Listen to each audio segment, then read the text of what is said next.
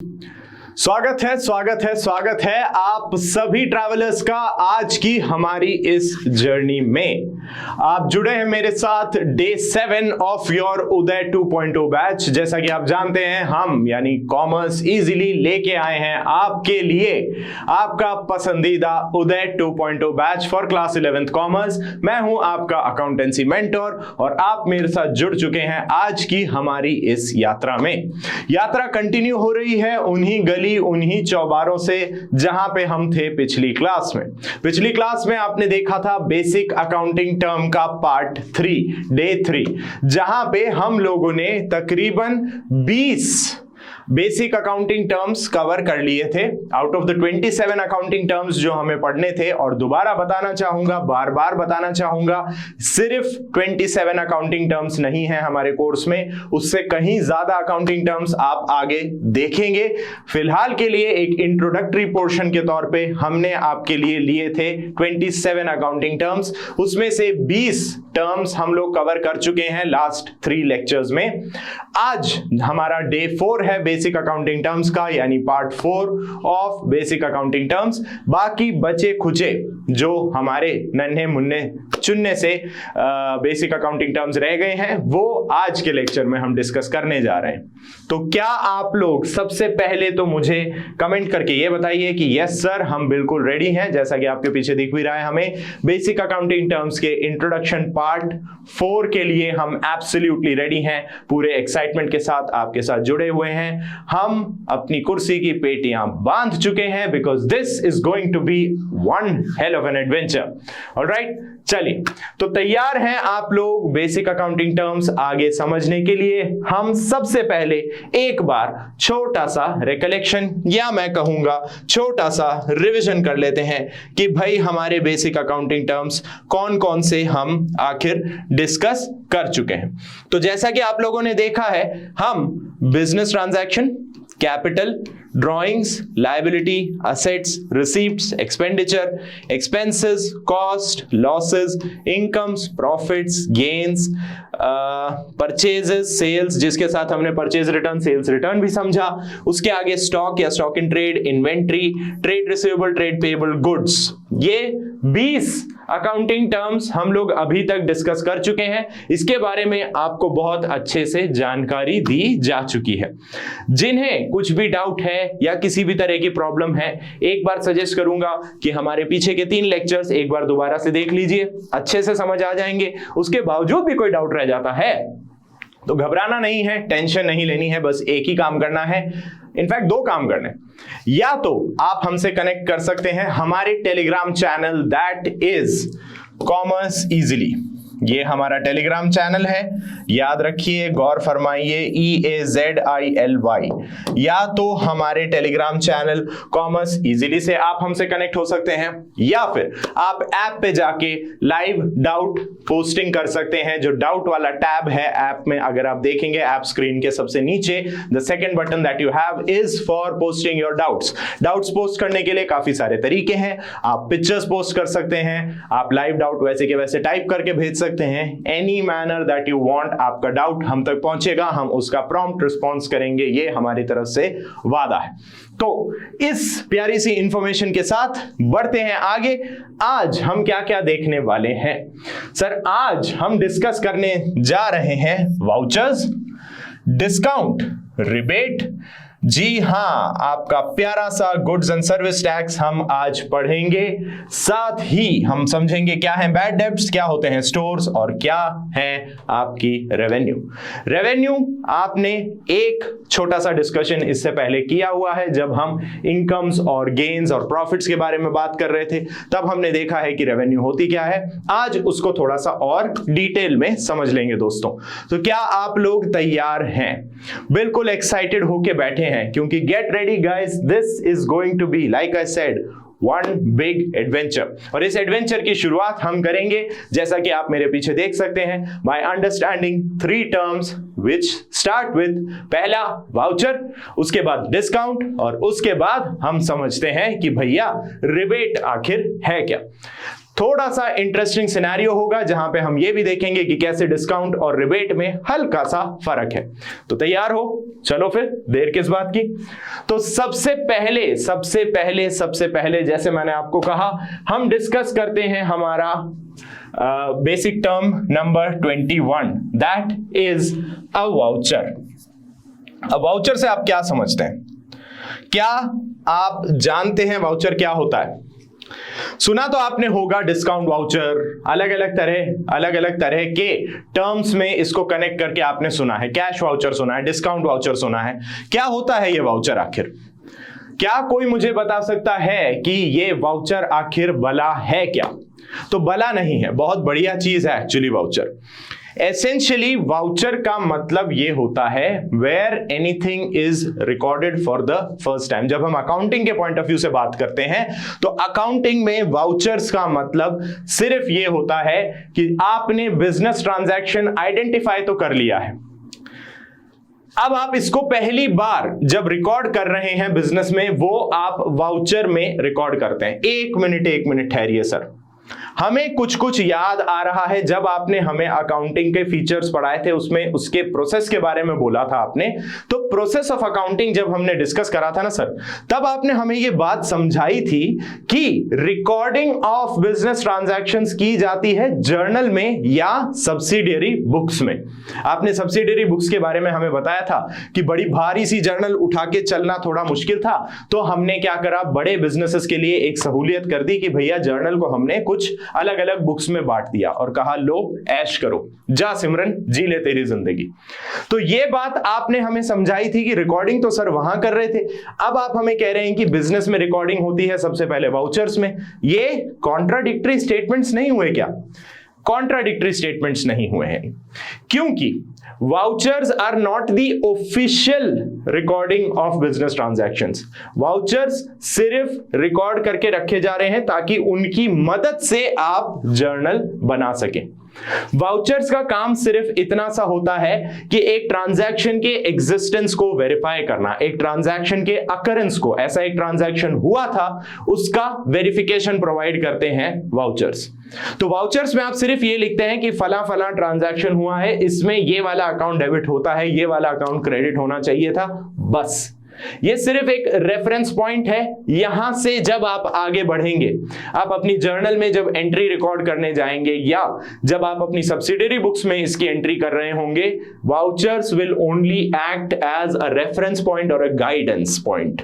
वो सिर्फ आपको बता रहे हैं कि ट्रांजैक्शन ये था और ये दो अकाउंट्स इन्वॉल्व थे, जिसमें से ये अकाउंट डेबिट हुआ है, ये अकाउंट क्रेडिट हुआ है। तो जर्नल के लिए वाउचर के लिए मैं यहां क्या कहूंगा? A document wherein business transactions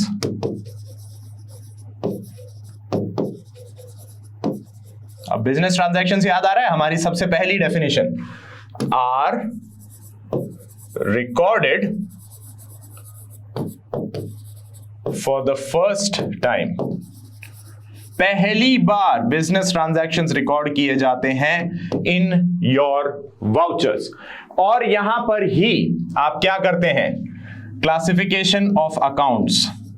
in fact मैं क्लासिफिकेशन नहीं कहूंगा, हम ये कहेंगे which account is to be debited, which account is to be debited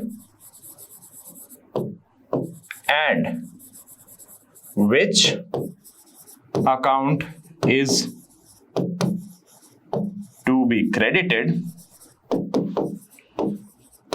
is also mentioned therein। कि वाउचर में हम ये भी लिख के बता देते हैं कि भैया कौन सा अकाउंट डेबिट होना है और कौन सा अकाउंट क्रेडिट होना है। ये जो ट्रांजैक्शन है, बिजनेस ट्रांजैक्शन जो हुआ है, इसमें कौन से अकाउंट्स इन्वॉल्व हैं और उन अकाउंट्स में से किसे तो डेबिट किया जाना चाहिए और किसे क्रेडिट किया जाना चाहिए। तो इट इज अ डॉक्यूमेंट जहां पे बिजनेस ट्रांजैक्शंस की फर्स्ट टाइम रिकॉर्डिंग हो रही है। और जैसा मैंने बताया, इसे हम रेफरेंस के यूज में लेते हैं for recording transactions in the journal. Alright, चलिए अब बात करते हैं जरा सा इंक चेंज करके हमारे 22nd अकाउंटिंग टर्म के बारे में, जिसका नाम है डिस्काउंट। अब आप कहेंगे सर डिस्काउंट के बारे में आप हमें क्या ही ऐसा बताने वाले हैं, क्या ऐसा बता देंगे आप हमें डिस्काउंट के बारे में जो हमें अभी नहीं पता है? क्या बता दोगे सर? तो क्या ही बता दूंगा, बात आपकी एकदम ठीक है, क्या ही बता दूंगा मैं आपको डिस्काउंट के बारे में। आप सब शॉपिंग करे हुए लोग हैं, आपने देखा है जब भी आप ऑनलाइन शॉपिंग करते हैं किसी भी ई कॉमर्स वेबसाइट पे, वहां एक एमआरपी मेंशन होती है, उसको काट रखा होता है, फिर उसके आगे लिखा होता है इतना इतना % ऑफ, और फिर नीचे उसका रिड्यूस प्राइस लिखा होता है। आप खुश होते हैं कि भाई सेल लगी है, सेल लगी है, फटाफट से लपेट लो और आप वो प्रोडक्ट परचेज कर लेते हैं। दैट इज जो आपको डिस्काउंट ऑफर किया जा रहा है ना? यही होता है सेल, डिस्काउंट, ये सब तो आपने सुने हुए हैं। तो फिर आपका यही सवाल उठेगा कि यार सर फिर आप हमें क्या ही बताने जा रहे हो, मतलब सेल और डिस्काउंट के बारे में तो हमें पता है, we are very well versed and very well aware of these concepts. अब मैं पूछता हूं डिस्काउंट के टाइप्स कितने होते हैं? यहां ये फंस गया है ना, यहां पे मेरा एक स्टूडेंट फंस गया कि डिस्काउंट के टाइप्स कितने होते हैं। अब आप क्या बोलेंगे, सर डिस्काउंट के टाइप्स भी होते हैं, हमें तो एक ही पता है। जैसे ही वो सामने वाला बोल देता है कि भैया इतना वैल्यू कम कर दो, दैट इज अ डिस्काउंट, हमारे हिसाब से तो बहुत अच्छी बात है। लेकिन अब अकाउंटिंग में आ गए हो बेटा, तो अकाउंटिंग के हिसाब से समझना पड़ेगा, अकाउंटेंसी के हिसाब से समझना पड़ेगा सब चीजों को। तो डिस्काउंट भी हम पढ़ेंगे अकाउंटेंसी के नजरिए से। तो यहां पे मैं ये तो बोल सकता हूं रिडक्शन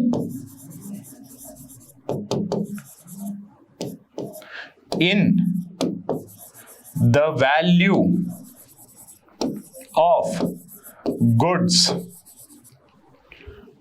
offered by seller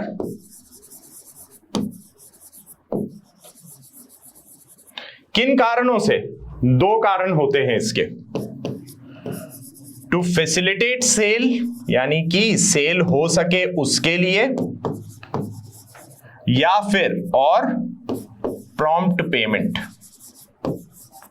मतलब पेमेंट फटाफट से मिल जाए, इसके लिए जो रिडक्शन सेल की वैल्यू में, यानी गुड्स की वैल्यू में, जो गुड्स सेल कर रहा है कोई भी सेलर, उसकी वैल्यू में जो रिडक्शन करके देने को वो तैयार होता है, दो कारणों से। कि या तो उसको सेल बढ़ानी है, फैसिलिटेट सेल मतलब सेल्स इंक्रीज करनी है। आपने इकोनॉमिक्स में पढ़ा है ना, इकोनॉमिक्स में law of supply and law of demand क्या कहता है? प्राइस और डिमांड आपस में रिलेशन क्या है? There is an inverse relationship between price and demand of a product. Price कम करोगे डिमांड बढ़ जाएगी। तो यहां पे यही तो किया, मुझे अपनी सेल बढ़ानी है, सेल मतलब सेल से होने वाली रेवेन्यू। अब हम अकाउंटेंसी के पॉइंट ऑफ व्यू से बात करें, सेल्स बढ़ेगी तो रेवेन्यू बढ़ेगा, रिसीव्ड ज्यादा होगी ना, ज्यादा यूनिट्स बेचोगे तो ज्यादा पैसे मिलेंगे। अब ज्यादा यूनिट्स कम वैल्यू पे बेच सकते हो तो भी ज्यादा पैसे मिल सकते हैं ना आपको। तो वो कम वैल्यू ही हमने कही यहां पे डिस्काउंट। क्यों कर रहे हैं ये? ताकि सेल ज्यादा हो सके। और दूसरी बात, आपने चलो मान लिया सेल तो एमआरपी पर ही करा, अब चाहते हो सेल करा आपने क्रेडिट पे, कि डेटर को आपने बोला भाई किसी को सामान बेचा, उसने कहा मैं 1 हफ्ते बाद आपको पैसे दूंगा। आपके मन में उस टाइम आया एक चमत्कारी आइडिया, आपने उससे क्या कहा? आपने अपने बायर से या कस्टमर से ये बात कही कि भैया देख 1 हफ्ते बाद देगा ना, फुल वैल्यू देनी पड़ेगी इसकी। यानी 2500 रुपए का सामान आप मेरे से लेके जा रहे हो ना, अगर 1 हफ्ते बाद 2500 पूरे देने पड़ेंगे। लेकिन परसों यानी 2 दिन बाद अगर पेमेंट कर दिया, मैं 10% डिस्काउंट दे दूंगा। मतलब तब 2500 की चीज 2250 रुपए की पड़ेगी, 250 रुपए कम कर दूंगा मैं, वादा है मेरा। लेकिन कब? अगर 2 दिन के अंदर पेमेंट करा तो अब ऐसे में कस्टमर के दिमाग में क्या आएगा? यार 250 रुपए का फायदा, 2 दिन की बात, कहीं से भी पैसे जुगाड़ते हैं, देते हैं, 250 रुपए तो बचेंगे। बिल्कुल वो 2 दिन में लाके पैसे देने को तैयार हो जाएगा। आपके लिए क्या फायदा हुआ? जो चीज 1 हफ्ते बाद मिलने वाली थी, जो अमाउंट 1 हफ्ते बाद मिलने वाला था, 1 हफ्ते तक उस अमाउंट के लिए टकटकी निगाहें लगा के बैठे रहते कि यार पता नहीं कब आएगा, हैं? आंखें एकदम पथरा गई हैं उसकी राह देखते देखते कि मेरे करण अर्जुन कब आएंगे। इस मूड से आप बैठे हुए होते, उतने में कोई चलता हुआ दिखाई देता कि लो वो आ रहा है, और वो लेके आ रहा है 2250 रुपए कि भैया 10% डिस्काउंट आपने कहा था, ये लो बाकी के पैसे। आप खुशी खुशी एक्सेप्ट भी कर लेंगे। एक हफ्ते बाद मिलने वाले पैसे पहले मिल रहे हैं, थोड़े कम मिल रहे हैं, क्या हुआ? थोड़ा है, थोड़े की जरूरत है, वो तो मिल गया अब, करेक्ट।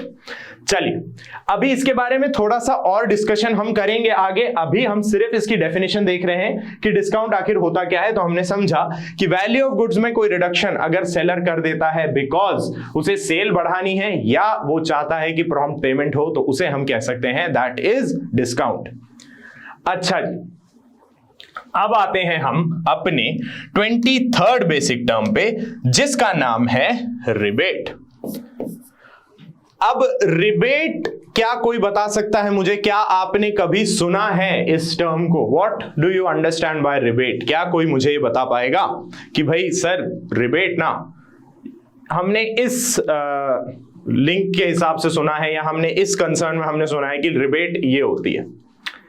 अगर कंफ्यूजन है या ऐसा लग रहा है कि सर ये तो टर्म ही आज तक नहीं सुना, अकाउंटेंसी तो छोड़ो, हमने ये एक्चुअल लाइफ में या प्रैक्टिकल लाइफ में हमने ये कभी टर्म नहीं सुना, तो मैं आपको बता देता हूं आपने ये टर्म सुना है, बस इसको किसी और नाम से सुना होता है। जैसे डिस्काउंट को आप छूट बोलते हो, रिबेट भी एक तरह की छूट ही है, बस छोटा सा फर्क है। यहां पे क्या था? यहां पे रिडक्शन हो रहा था वैल्यू ऑफ गुड्स में टू फैसिलिटेट सेल। यहां पे the seller agrees to reduce the value of goods after sales has occurred. कहने का मतलब सेल्स कंप्लीट हो चुकी है भाई साहब, सेल्स कंप्लीट हो चुकी है, उसके बाद सेलर अग्री कर रहा है गुड्स की वैल्यू कम करने के लिए। सर ऐसा कब हो सकता है? ऐसा हो सकता है, मान लीजिए आप एक सेलर हैं जो कुर्सियां बेचते हैं, you are a furniture trader, manufacturer and seller मान लेते हैं अपन, मैन्युफैक्चरिंग भी आप ही करते हैं, बेचते भी आप ही हैं। अब आपकी यूनिट लोकेटेड है in Delhi, right? Your unit is located in Delhi. You get an order, आपको एक ऑर्डर आता है कि भाई साहब 50 कुर्सियां चाहिए एक स्कूल में, या 50 नहीं मैं बोलता हूं 500 कुर्सियां चाहिए एक स्कूल के लिए, बट स्कूल लोकेटेड है कहां पे? स्कूल लोकेटेड है बेंगलुरु, कर्नाटका। आप हैं दिल्ली में, सामान जाएगा बेंगलुरु, लेकिन आप मना थोड़ी करोगे, बिल्कुल हंसी खुशी राजी खुशी कहेंगे हाँ सर हमारी कुर्सियां बहुत शानदार हैं, वहां तक ट्रांसपोर्टेशन में किसी तरह का कोई प्रॉब्लम नहीं आने वाला है, बिल्कुल सही बात। लेकिन आपको अपनी क्वालिटी पे तो भरोसा है, ट्रांसपोर्टर धोखा दे गया।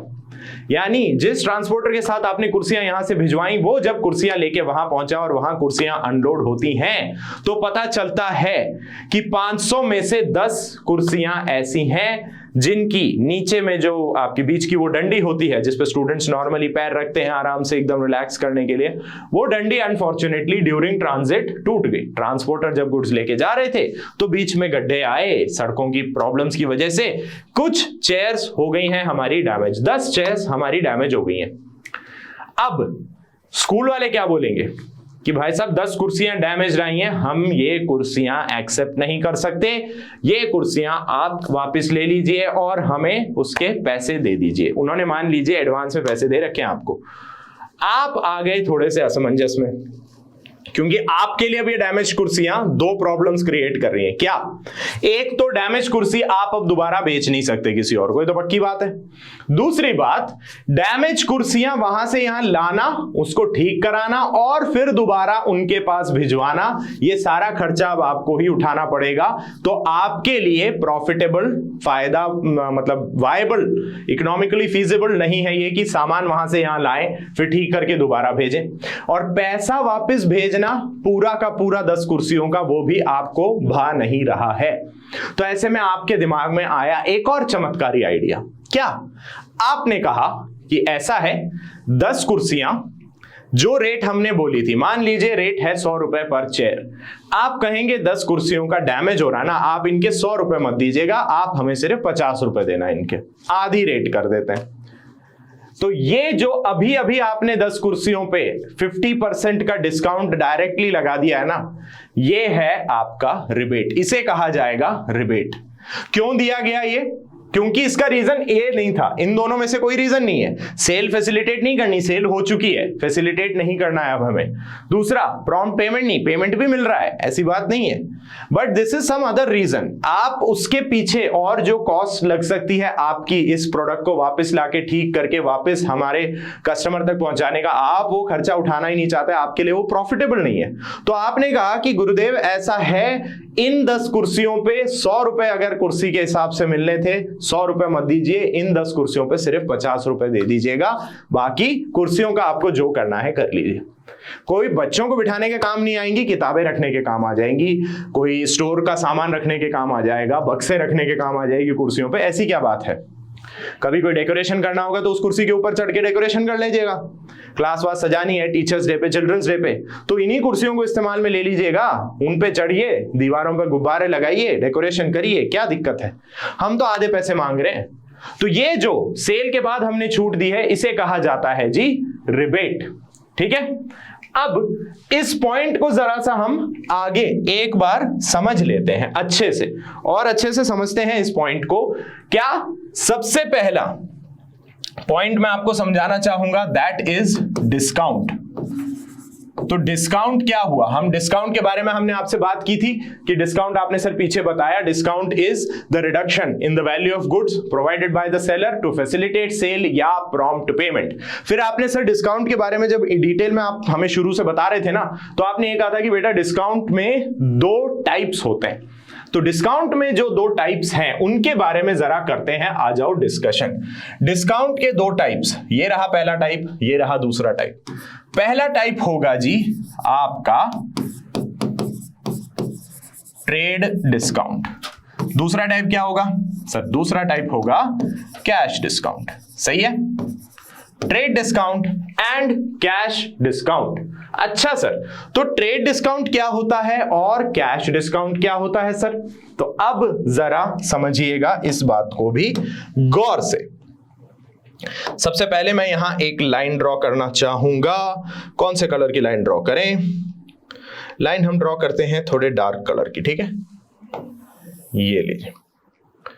तो ये लाइन हमने ड्रॉ कर ली, आई थिंक ये, हाँ जी, ये स्ट्रेट लाइन आ रही है। चलो अब बात करते हैं हम जरा ट्रेड डिस्काउंट और कैश डिस्काउंट।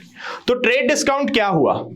देखो, trade discount is the discount offered before entering into a transaction of sale. Discount offered before entering into a transaction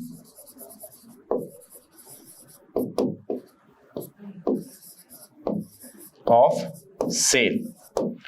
गए होंगे आप भी मार्केट में सामान खरीदने, कभी कपड़े खरीदने। वहां कपड़े खरीदने के केस में आपको ये ज्यादातर देखने को मिलता है। आप जाते हैं, आपको कोई जीन्स पसंद आती है, टॉप पसंद आता है, टी शर्ट पसंद आती है, सूट पसंद आता है, व्हाटएवर, किसी भी तरह का आइटम ऑफ क्लोथिंग आपको पसंद आता है, आप देखते हैं उसका एमआरपी और सीधे पहले दुकानदार से बोलते हैं कि भाई साहब इसका क्या भाव है, क्या दाम है इसका, ये बताइए क्या रेट है।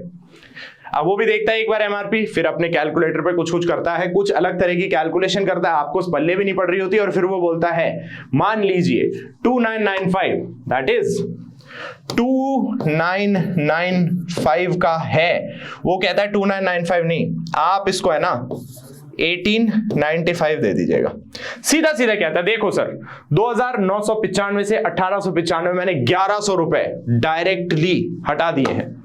1100 रुपए एक झटके में कम कर दिया। आप देखो तो सही, 2995 से मैं सीधे ले आया हूं इसे 1895 पे। आप कहते हैं वाह क्या बात है, 1100 रुपए कम हुए। फिर भी आप थोड़ा और बार्गेन करने की कोशिश करते हैं कि भैया थोड़ा और कम करें, 1500 कर दें। तो वो आपको समझाता है सर 1500 का मतलब है ये 3000 की 3,000 की जीन्स है, आप कह रहे हो 1,500 मतलब 50% दे दूं डायरेक्टली, मेरा क्या प्रॉफिट होगा, इतना तो मेरा मार्जिन नहीं है, मुझे लॉस हो जाएगा। और फिर वो अपनी पूरी दुखी गाथा आपको सुनाना शुरू करता है। जैसे कि मैं बहुत बड़ा हॉकी का खिलाड़ी था, एक बार मैंने गलती से कुछ गुस्से में कह दिया तो उदय भाई ने मेरी ही हॉकी से मेरी ही टांग तोड़ दी। वैसा वाला सिनेरियो वो आपको समझाएगा यहाँ पे कि यार ऐसे ऐसे है सर, तो मैं ये तो नहीं कर सकता। ये लास्ट प्राइस है 1895। आप भी थोड़ा वैसे होते हैं कि यार बात ठीक है, 1100 रुपए कम कर दी, क्या जा रहा है, 1800-1900 की तो जीन्स आ ही जाती है, चलो ठीक है भैया कर दीजिए। अब ये है ट्रांजैक्शन वैल्यू, जिस वैल्यू पे ट्रांजैक्शन एंटर हुआ है। सेल ट्रांजैक्शन इस वैल्यू पे है, ये जो 1100 रुपए अभी अभी कम हुए हैं, this is your trade discount.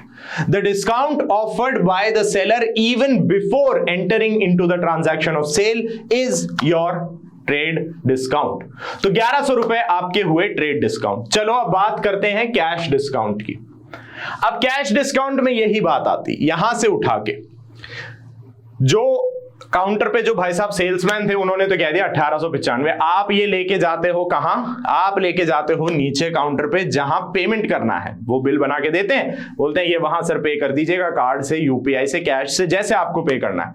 आप पहुंचे दूसरे भाई साहब के पास, उन्होंने पूछा हाँ भैया कितने का है, आपने बिल दिखाया, बोलते हैं 1895। अच्छा, बोला लाइए दीजिए 1895। तब आप क्या बोलते हो, रुको जरा सब्र करो, 1895 नहीं भाई साहब, ये 95 रुपए का क्या मतलब है यार, छोड़ो ना, आप 5 रुपए वापस दोगे मेरे को, और 2000 का वो पकड़ाओ आप नोट, उनको 2000 का नोट आप पकड़ाएंगे, और फिर उससे क्या होगा, आपको वापस मिलेंगे 105 रुपए।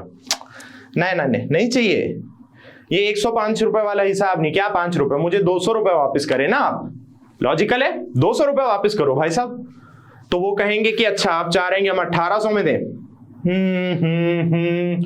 वो थोड़ी देर सोचने के नाटक करेंगे ऐसे कि ठीक है यार, चलो ठीक है साहब, चलो ठीक है ना, आपकी ना मेरी 1850।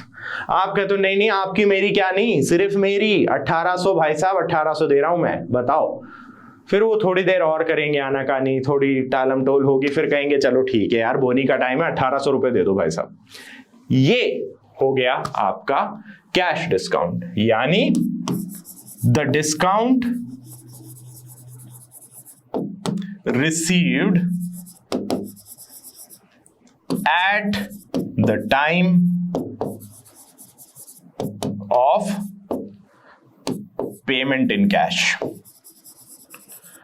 कैश पेमेंट करते टाइम जो एडिशनल डिस्काउंट आपको मिल जाता है वो है आपका कैश डिस्काउंट। यहां पे मैं वही चीज लिखूंगा, दिस इज इन एडिशन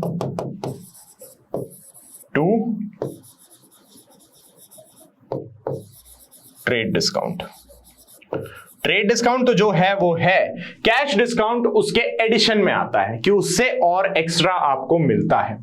अब यहां पे जो बात समझनी है वो from a pure accounting point of view हमें यह समझनी है that trade discount is not recorded in books.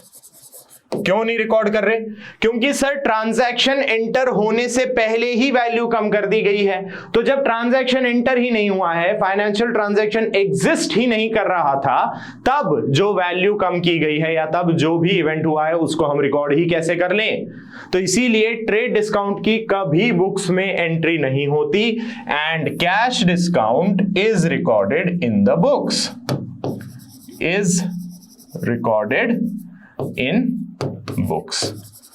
ठीक है बेटा, तो अब आपने समझ लिया है कि भैया ट्रेड डिस्काउंट क्या है और कैश डिस्काउंट क्या है। तो बढ़ चलते हैं हम आगे और मिलाते हैं आपको आपके बहुत ही चहेते बनने वाले टॉपिक से। चहेता क्यों? क्योंकि इन भाई साहब से आप दिन ब दिन मिलते ही जा रहे हैं। कोई भी सामान खरीदेंगे, यहां मुड़ेंगे जीएसटी, वहां मुड़ेंगे जीएसटी, जहां मुड़ेंगे जीएसटी दिखेगा जरूर। ये नाम, ये एक्रोनिम आपको अवश्य से अवश्य दिखेगा, जीएसटी। जी हां, गुड्स एंड सर्विसेज टैक्स, ये नाम आपको दिखेगा ही दिखेगा। अब इसका थोड़ा सा इंट्रोडक्शन हम आज समझते हैं। इसकी डिटेल क्लास आगे आएगी। There is a separate chapter dedicated to this particular concept. अभी हम सिर्फ इसके कुछ बहुत ही इंपॉर्टेंट पॉइंट्स हम समझते हैं। सबसे पहली चीज जो आपको समझनी है गुड्स एंड सर्विस टैक्स की, इनफैक्ट जो आपको पता होनी चाहिए, इट केम इनटू एग्जिस्टेंस। कब से है? It became effective, it became effective from जुलाई 1, 2017। वर्षों की मेहनत, वर्षों की लगन चली आ रही थी इस एक टैक्स को pan India, all over India applicable करने के लिए। कई सालों से मेहनत चल रही थी और आखिर 2017 जुलाई 1 को ये एप्लीकेबल किया गया over the union of India. अब यहां मैं यूनियन ऑफ इंडिया कहना चाहूंगा क्योंकि एक फन फैक्ट आपको बताना है। 1994 फाइनेंस एक्ट 1994 में जो सर्विस टैक्स इंट्रोड्यूस किया गया था, अगेन व्हाट डिड आई से, फाइनेंस एक्ट 1994। फाइनेंस एक्ट 1994 में जो आपका सर्विस टैक्स इंट्रोड्यूस किया था, सर्विस टैक्स तभी इंट्रोड्यूस किया गया है। Service tax was not applicable to the state of Jammu and Kashmir. Jammu and Kashmir state पे 1994 में जो फाइनेंस एक्ट आपका सर्विस टैक्स लेके आया था, ये एप्लीकेबल नहीं हुआ करता था। लेकिन हमने उस पूरे सिनेरियो को चेंज कर दिया है। ये अब अबॉलिश हो गया है बिकॉज सर्विस टैक्स जीएसटी में मर्ज हो चुका है। तो अब ये चीज नहीं रहती है, सिर्फ और सिर्फ आपका जीएसटी एग्जिस्ट करता है and GST is applicable to the entire union of India. पूरे देश में समानता से लागू किया जाने वाला टैक्स।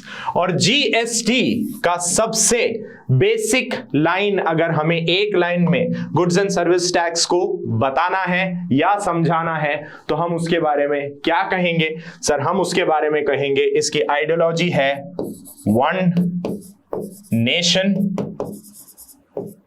One tax.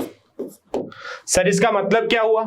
बेटा इसका मतलब यह हुआ कि अब पूरे देश में किसी भी प्रोडक्ट पे, किसी भी सर्विस पे एक रेट पे टैक्स लगेगा। जो प्रोडक्ट्स और सर्विसेज जीएसटी के अंडर कवर किए गए हैं, उन प्रोडक्ट्स और सर्विसेज पे एक ही रेट पे टैक्स पे किया जाएगा across the entire length and breadth of our country. देश के एक कोने से दूसरे कोने तक अगर आपको बिस्किट खरीदना है, अगर आपको चिप्स खरीदने हैं, कोल्ड ड्रिंक्स खरीदनी है, उन पे टैक्स सेम रेट पे होगा। सर एक बात बताओ, आप कह रहे हो सेम रेट पे होगा, क्या कोई ऐसा सिनेरियो था जब रेट सेम नहीं थी? बिल्कुल। 1 जुलाई 2017 से पहले तक आपके लिए यह सिनेरियो दिखना बहुत ही नॉर्मल था कि आप एक स्टेट में जो प्रोडक्ट जिस रेट पे खरीदते थे वो प्रोडक्ट किसी और स्टेट में किसी और रेट पे बिक रहा होता था। इसका कारण था बेटा, इसका कारण क्या था? इसका कारण था वेरियस स्टेट लेविड टैक्स।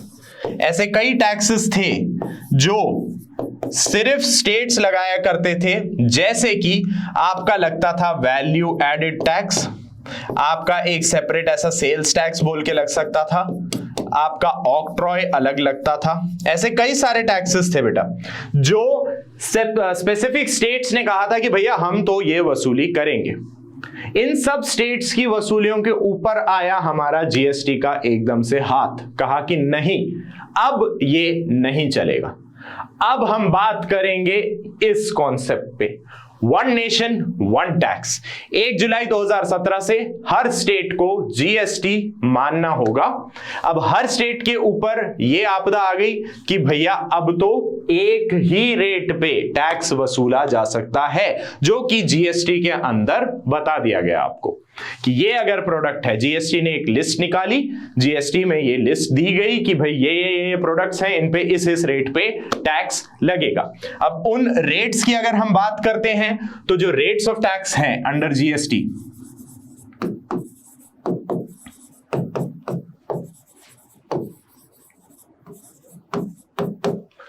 वो ऐसे चल रही हैं कि एक तो 0% हो गया, उसके आगे आपका 5% आ गया, फिर आपका 12% आता है, देन यू हैव 18% और कुछ कुछ केसेस में आपके 28% तक भी जीएसटी जाता है। 0%, 5%, 12%, 18% और 28%।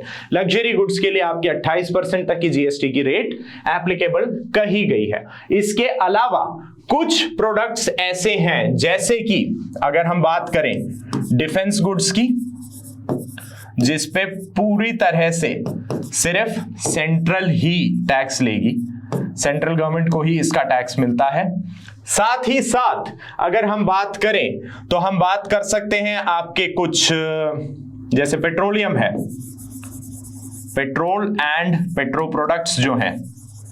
पेट्रो प्रोडक्ट्स का मतलब जो पेट्रोलियम को बनाते टाइम, पेट्रोलियम के मैन्युफैक्चरिंग प्रोसेस के दौरान जो और इंसिडेंटल प्रोडक्ट्स आपके निकल के आते हैं, बाय प्रोडक्ट्स निकल के आते हैं, वो सब पेट्रो प्रोडक्ट्स में आते हैं। और इन पे स्टेट गवर्नमेंट्स को अधिकार दिया गया कि इस पे आप अपनी हिसाब से जो सेल्स टैक्स या वैट लगाना चाहते हैं, ये आपके पास अधिकार है। एंड अगेन बात बता दूं, अभी जो मैं लिखने जा रहा हूं that is just an informative knowledge, उसके अलावा कोई कंट्रोवर्शियल मैटर नहीं है, ये लाफिंग मैटर भी नहीं है। But yes, alcoholic liquor for human consumption,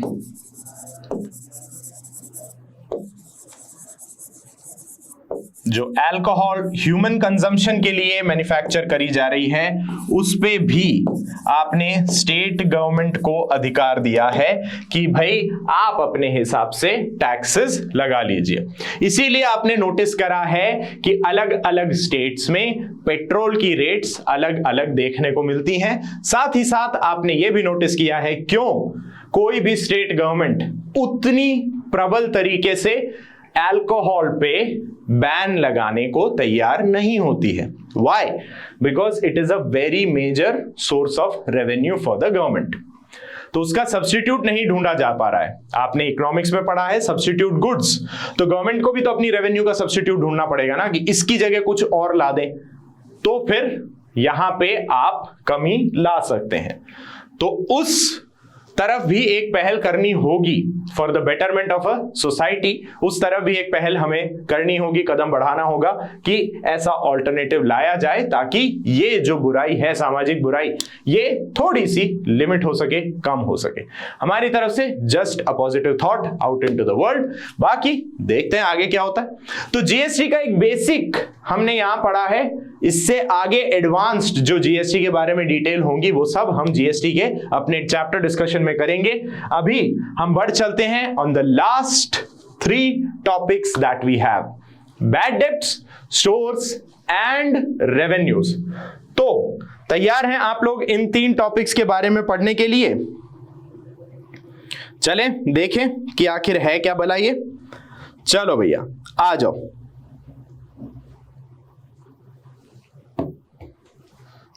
सबसे पहले बात करते हैं हम बैड डेब्ट्स की। तो सर बैड डेब्ट्स का क्या मतलब होता है? सोचिए बैड डेब्ट्स का क्या मतलब होगा। डेब्ट क्या होते हैं सर? डेब्ट तो वो होते हैं जो हमें मिलने होते हैं, मतलब जो भी हमें अपने कस्टमर से मिलना है। हमने कस्टमर को कुछ गुड्स बेचे थे, उसने अभी पेमेंट नहीं करा है, हम उस पेमेंट को रिसीव करने के इंतजार में बैठे हैं, तो वो हो गया हमारा डेटर। तो सोच के देखिए बैड डेब्ट्स क्या होंगे। बैड डेब्ट्स क्या होंगे अगर यहां समझाना चाहूं तो बैड डेब्ट्स का मतलब हुआ the amount which has become irrecoverable from debtors। बोले तो वो पैसा जो अब डेटर से हमें नहीं मिल सकता, उसे हम कहेंगे क्या? Bad debts. जो पैसा अब हमें हमारे डेटर से वापस मिलने की गुंजाइश थोड़ी कम है, वो हो गया है जी हमारे लिए बैड डेब्ट्स। अच्छा सर, तो ये तो हम समझ गए, डेटर से पैसा नहीं मिल रहा है या जो गुंजाइश खत्म हो गई है कि भाई नहीं मिल सकता, इररिकवरेबल, यही कहा सर आपने, मिल ही नहीं सकता, रिकवर नहीं हो सकता, वो हो गया बैड डेब्ट्स। अब सर स्टोर्स की बात करें जरा कि स्टोर्स हमारे लिए हैं क्या। तो स्टोर्स का मतलब क्या होता है अकाउंटेंसी के पॉइंट ऑफ व्यू से अगर हम समझें तो स्टोर्स का मतलब होता है जी कोई भी मटेरियल जो कोई बिजनेस होल्ड करता है फॉर कंजम्पशन पर्पस। तो हम क्या कहेंगे, material held by an enterprise for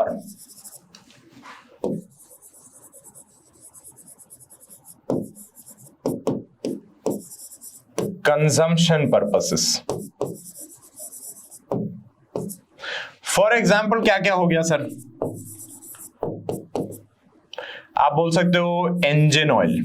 sir engine oil, हाँ, आपका अगर बिजनेस ऐसा है जिसमें कोई मशीनरी काम में आती है तो उस मशीनरी में ऑयल डलता है। आपको पता है ना, मशीनरी के नट्स बोल्ट्स, उसके जो बॉल बेयरिंग्स होती हैं, उन्हें बहुत अच्छे एफिशिएंटली वर्क में रखने के लिए, फ्रिक्शनलेस वर्किंग के लिए आपको ऑयल डालना पड़ता है उसके अंदर। इंजन में भी तो ऑयल डालते हो, गाड़ी के इंजन में, चाहे बाइक हो चाहे कार हो, इंजन में ऑयल डाला क्यों जाता है? For the smooth functioning of the engine, उसके पिस्टन्स, उसके बॉल बेयरिंग्स एकदम स्मूथली फंक्शन कर सके, so that the engine runs efficiently. That is why rust free, breakage ना हो, डैमेज ना हो इंजन में, तो उसके लिए हम यूज में लेते हैं इंजन ऑयल। तो अब वो क्या होगा, it is a material that is being held by the enterprise, लेकिन कर क्या रहे हैं, इससे कुछ और नहीं बन रहा। नॉर्मली गुड्स क्या होते हैं, गुड्स वो होते हैं जो रीसेल पर्पस के लिए खरीदे गए हैं या जिन्हें मैन्युफैक्चर में यूज में लिया जाएगा to produce something which will be then resold. यहां पे ये काम नहीं हो रहा है, ये कंज्यूम हो जाएगा एंटरप्राइज द्वारा ही, प्रोसेस में ही इसको कंज्यूम कर लिया जाएगा। इसके अलावा वही मशीन में काम आने वाले nuts and bolts, ball bearings, जो भी आप रिपेयर में काम में ले सकते हैं, ऐसी सारी चीजें जो कंज्यूम हो जाएंगी फाइनल प्रोडक्ट में, जिनका अस्तित्व नहीं दिखेगा, वो आपके स्टोर्स एंड स्पेयर्स में इस्तेमाल होते हैं या उन्हें स्टोर्स या स्पेयर्स में काउंट किया जाता है। अब आपको अपनी मशीन के रिपेयर के लिए जो स्पैनर्स होते हैं, स्क्रू ड्राइवर्स होते हैं, ये सब आपने परचेज करके रखे हुए हैं, तो these are all stores and spares, इन्हें इस कैटेगरी में डाला जाता है। फाइन, लास्ट बात करते हैं भाई हम रेवेन्यू की। तो सर रेवेन्यू क्या हो गई? रेवेन्यू का सिंपल सा मतलब हमने पढ़ा था, क्या पढ़ा था? Income of recurring nature, repetitive nature की जो भी इनकम हमारी होती है उसे हम कह रहे हैं रेवेन्यू। यानी कि जो भी इनकम हमें बार बार मिल रही है, लगातार मिल रही है, हर साल मिल रही है, ये हो गई हमारे लिए रेवेन्यू। रेवेन्यू का एक टर्म हमने ये भी पढ़ा कि जो सेल्स से हमें इनकम होती है उसे भी हम रेवेन्यू कहते हैं। अब सेल्स से होने वाली इनकम का भी नेचर तो रेकरिंग ही हुआ, यानी यहां मैं कह सकता हूं example, receipt from sale of goods, this is a revenue, और प्रोविजन ऑफ सर्विस, ये भी आपके लिए रेवेन्यू ही कहलाई। समझे? तो भाई अब हमने कर लिए हैं डिस्कस सारे के सारे 27 बेसिक अकाउंटिंग टर्म्स। अगेन कह रहा हूं, यही 27 टर्म्स नहीं होते, इसके आगे भी कहानी अभी बाकी है, और उस बाकी कहानी को ही लेकर आएंगे आपके लिए अपने अगले लेक्चर में। हाल फिलहाल के लिए चाहूंगा आप सभी से तहे दिल से विदा। शुक्रिया कहना चाहेंगे हम आप सभी को हमारी इस इजीली फैमिली का हिस्सा बनने के लिए। ध्यान रखिएगा, ख्याल रखिएगा अपना, और हमेशा याद रखिए to learn with a smile. और हाँ, इजीली है तो हो जाएगा। चलिए मिलेंगे आप लोगों से अगले लेक्चर में, तब तक के लिए bye bye, tata and see you.